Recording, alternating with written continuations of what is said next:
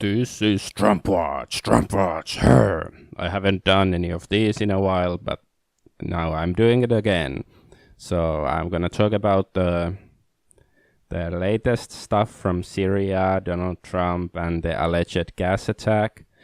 So of course, a few days ago there was the alleged gas attack where Assad supposedly had some of his own people gassed to death. And well, I, like many other people, don't really believe it. But then it appears that Donald Trump responded to the attack as if it was genuine and bombed an airfield in Shayrat air base in Syria. Like supposedly bombed some of Assad's, like the jets that carried off the gas attack. And then it seems that even like Russia they are sending warships to intercept the US Navy ships that carried out Syrian missile strikes. So they're in the Mediterranean Sea, and like the 2 US ships that send the 59 cruise missiles. Why 59? Wouldn't 69 be funnier? I don't know. Anyways, the US Navy destroyers, USS Porter and USS Ross, they're gonna intercept them. And of course, like, well, some people are wondering if it's gonna lead to a war. But the thing is, like, it's not easy to say what is the truth here. Like, what is fact, what is fiction, what is conjecture. Like, I don't know if the gas attack happened, or if it happened, who killed whom, or like even if the missile attack happened, maybe it didn't happen. And I heard some claims or like allegations that they were like bombing some empty airfield or something. Like it's a sort of like a hoax attack that US and America are on the US and America, I mean Russia and America are on the same side, and they're just sort of pretending. And I don't know, it sounds far-fetched, but I don't really know what is happening, and I don't think anybody really knows what is happening except maybe like the top personnel in certain military and governmental positions. But this hasn't really stopped people from counter signaling and virtue signaling against Donald Trump. And this, I don't know the week what it is it, but it says far right is abandoning President Trump over his Syria strike. And certainly there are lots of people sort of like saying they are becoming anti-Trump. Like Paul Joseph Watson tweeted that Trump was just another deep state neocon puppet, and I'm officially off the Trump train, and so on. Like, here it is. No, this one. I guess Trump wasn't Putin's puppet after all. He was just another deep state neocon puppet. I'm officially off the Trump train.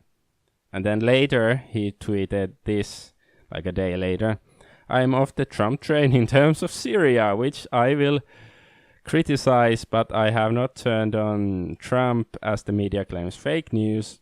Like, I'm officially off the Trump train, so he is fucking, I don't know, flip-flopping. Just, I don't know. Like, shouldn't he be a journalist? He should, like, investigate the matter first and, like, you know, save his emotional outbursts for, I don't know, for his friends or something. And yeah, like even on achu.net/poll there is a like invasion of anti-Trump shills who are like saying like, oh, I'm off the Trump train, and you know, all that stuff. And like there's some Discord chat where somebody is saying like, yeah, continue with the Trump is a neocon narrative, is getting through, and saying like, play up the idea of us now being in war that Assad is the good guy. And of course, like, Paul has been very pro Donald Trump ever since I know. And so yeah, anyway, there are, and yeah, I think there are many shills and here who are just promoting anti-Donald Trump agenda. And I don't know, maybe you should be anti-Donald Trump, maybe you should be pro him, or maybe you shouldn't give a fuck, but it's curious that there are people promoting these agendas.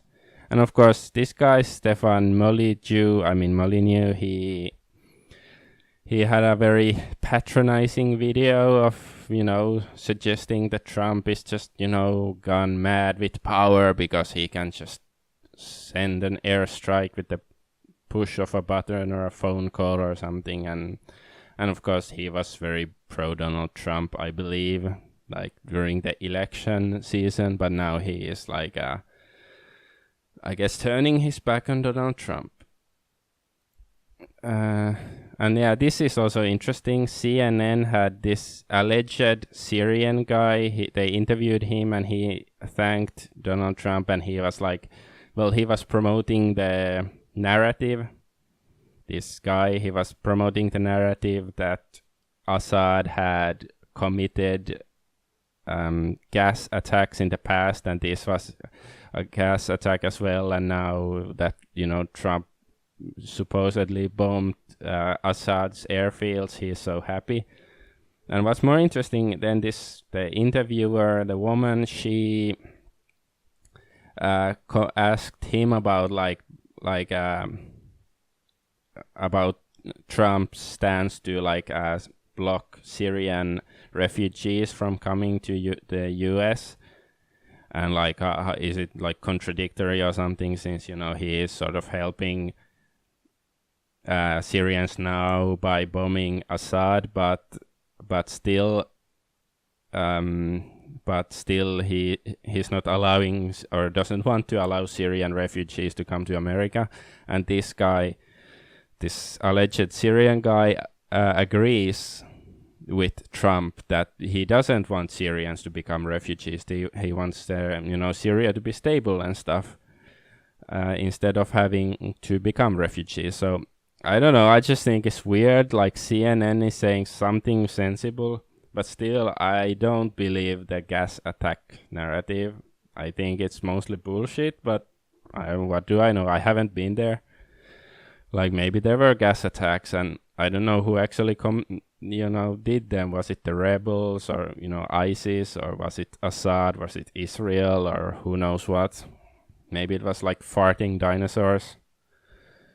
But anyway, and then, a lot of people, they are turning their backs on Donald Trump because they are afraid that Trump is gonna, start just another war in the Middle East, or escalate the conflict in Syria to a full-blown campaign, I guess, sort of like Libya, or maybe even like Iraq, or... But apparently, at least, he's not gonna do it. Here it says, Donald Trump's decision to blitz a Syrian airbase with cruise missiles was only to punish Bashar al-Assad for using chemical weapons and does not herald a major military escalation against the Syrian dictator, senior Republicans have said. And here is Sean Spicer, he likes Asuka, I've heard. The White House press secretary said they would continue to focus on the mission to defeat ISIL in Syria and would even work indirectly alongside Damascus to achieve the aim. So, if this is true, it seems like it was sort of an one-off thing. And my point is still if Trump really is going to start another war, and he's gonna do the same thing to Syria as the US and their international allies have done to Afghanistan, Iraq, Libya. There's probably others I'm forgetting right now, but anyway, if that's what he wants to do to Syria, then yeah, Donald Trump can go fuck himself. But I'm not sure that that's what he's doing. Like, I don't know. I think this information is confusing and you don't know who to trust. Like, I wouldn't trust any mainstream media source, and this is mainstream media, so maybe this is bullshit. Like, this is probably, I think he's probably some sort of actor, or like maybe he's actually Syrian, but he is working for the CIA or something. It's very likely. It's the CIA news network after all. And of course, like this guy, he's complete whore who pretends to be a prophet, and he is pretty much latching on to, like, he's smart enough to know when a certain narrative is beneficial. Like, it seems like he is like being very revolutionary and unpopular and alternative or whatever, and people will, you know, flock to him like, oh, Stefan Molyneux is so smart. But of course he is fucking fake.